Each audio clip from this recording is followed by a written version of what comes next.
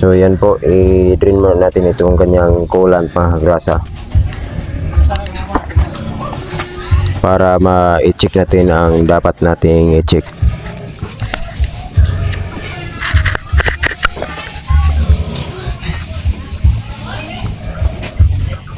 So yan, ang unahin natin i-check ay itong tensioner ng timing chain niya.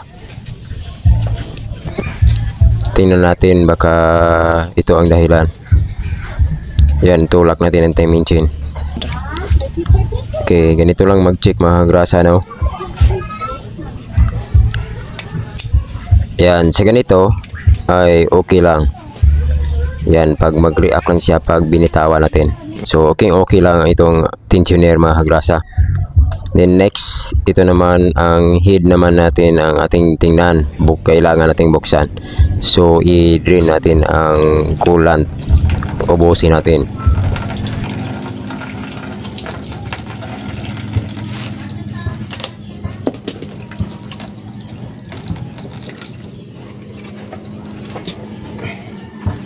Baklasin natin ang dapat na baklasin para walang sagabal sa pagtanggal natin sa cover ng head,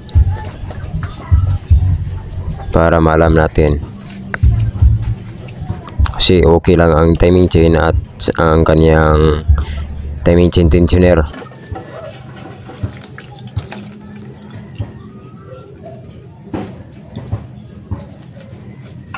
Radiator po niya ito.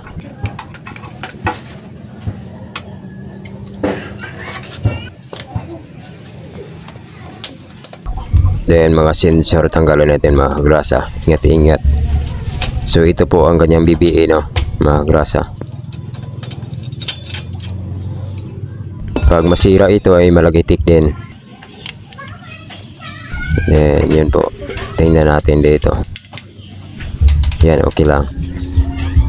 So ito, naputol mga kagrasa ang bolt. Tapos yan, malaki ang gap sa exhaust valve. So yun, oh. Yan. So malagitik pala ito. Tingnan natin.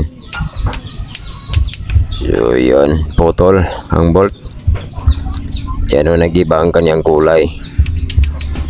Yan, tagalin natin kasi ang kanyang cams at saka rocker arm ay napudpud. Nakitang kita ko. Yan, tagalin ito yung kanyang head para magkaalaman na kung ano ba ang mga nasira. Siguradong palit cams, palit rocker arm. Yan, okay lang.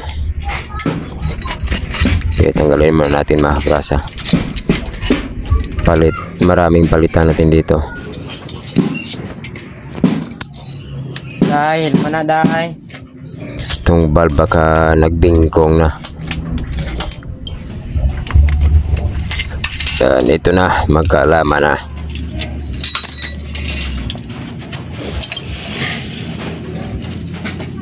So ito, yan, pud lahat sa ilalim. Yung rocker arm, camshaft, yan, oh, nag-iba ang kulay. Ibig sabihin yung oil hindi maka-shower dito sa head, makabarado. So yan, mag-advise tayo sa may-ari na biling-bili talaga dito ng bago. So ito na po ang cylinder head na nabili na may-ari ng mga grasa. So yun po, ito po ang ganyang luma. So bali ito ang ganyang mga valve ay tanggalin natin ito kasi palitan natin ito mga grasa. Ito po ang camshaft na nabili. So yun po, ito po yung luma yun, oh, napudpud na po siya. Tapos ito po ang kanyang mga rocker arm. Yan po mga grasa, no, sirang-sira, pudpud po siya. Tapos yun po ang cams. Then ito yun ang bago na nabili niya.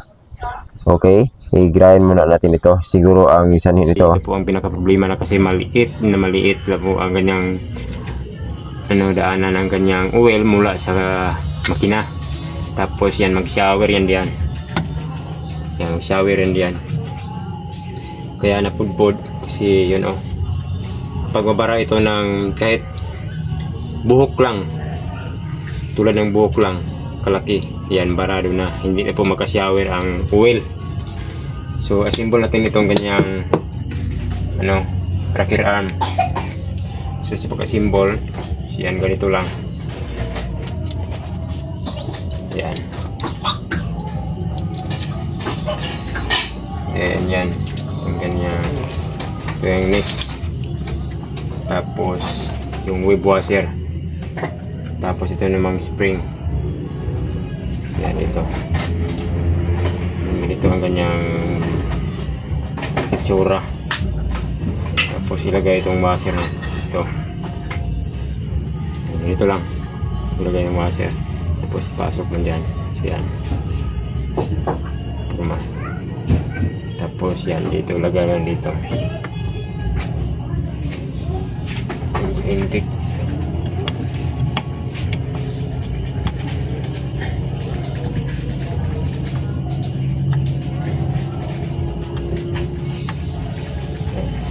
Tapos kung tapat na dito, itapat lang dito yung kanyang butas.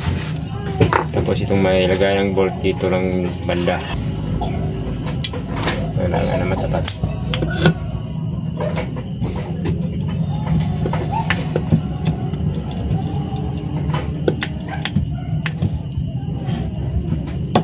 Yan.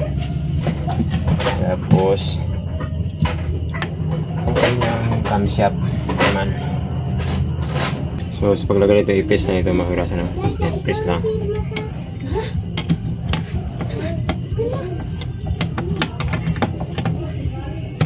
Yan. So ilagay naman ito yung kanyang exhaust. Exhaust, madali lang yun. So yan, ito may bolt yan banda.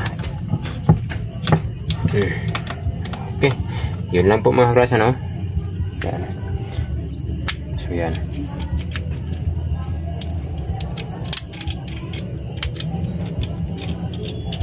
So yan lang po, assemble lang po natin.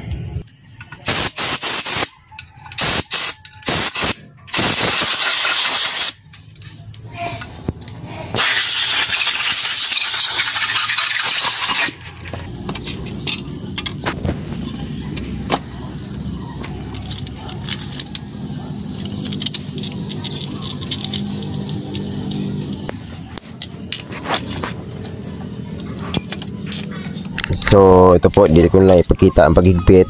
So yun po, tapos na natin higpitan. Sa paglagay naman ng timing, itong marking ng camshaft sprocket, itapat lang dito mga grasa. Yun po, may marking dito, yun Tapos dito naman sa bandang flywheel, yan po, tingnan lang mga grasa, may marking po doon. Yan, itapat lang. Yun po, ilagay natin itong pin. Tapos yun po mga grasa, itapat lang ang mga marking ng timing. Ito po ang paglagay ng TDC o top dead center. So yan, ilagay lang, itapat lang.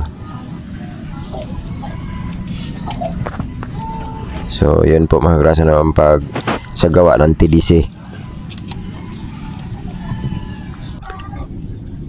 So yun, may marking dito sa bandang flywheel. Yan po, yan, nagka-align sila. Dapat gano'n ang posisyon. Tapos dito sa bandang head naman, yan po, ay klarong-klaro natin. Yan. Tapos dito sa head, ayun po kanyang posisyon. Yan. Tapos ilagay natin itong kanyang timing chain tensioner para yun po siya magtulak mga klase, So sa paglagay ay yun po, higpitan lang ang tensioner. Then yan po, mahigpit na. Yan ang kanyang tensioner. Tapos yun po, i-release lang ang timing chain tensioner. I-release lang, ikutin lang ng gamit ng flat screwdriver. So yan po, tapos i-check ang timing chain kung higpit na ba po. Yan, okay na po. Higpit na po siya. So ito namang valve ang isunod natin. Mag-adjust tayo dito. At sa pag-adjust naman ng valve ay may tamang sukat. So dito sa exhaust ay 21 to 25. Din dito sa intake 10 to 14 mga kagrasa. Ito po ang kanyang manual, no? Dito sa kanyang bandang swing arm.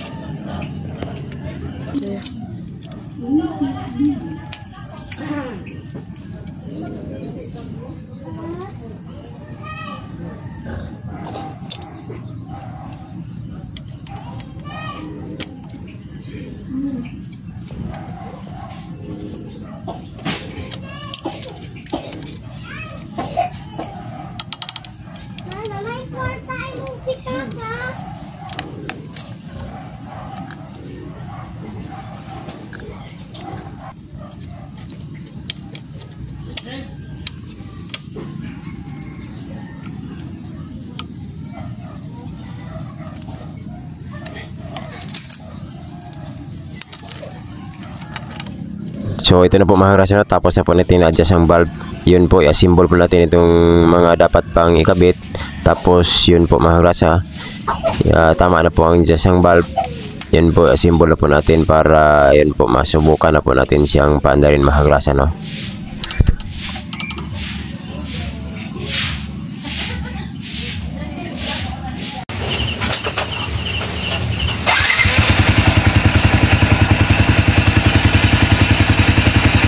Okay, sa tuwing makaandar na po mga kagrasa, huwag kalimutan na i-check itong linya ng oil para alam natin kung yun po nakasirculate ba dito sa bandang head mga kagrasa.